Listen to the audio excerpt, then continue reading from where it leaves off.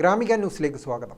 തലശ്ശേരി തിരുവങ്ങാട് ശ്രീരാമസ്വാമി ക്ഷേത്രത്തിലെ വിഷു മഹോത്സവത്തിന് കൊടിയേറി.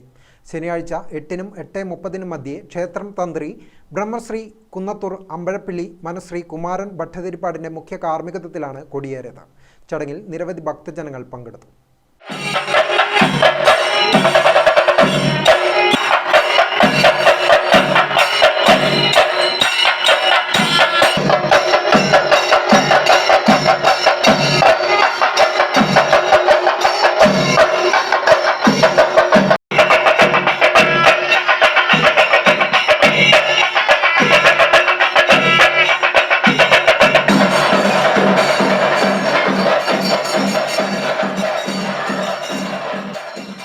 തുടർന്ന് കലാമണ്ഡലം ഹരിഗോവിന്ദൻ്റെ നേതൃത്വത്തിൽ തായമ്പക അരങ്ങേറി.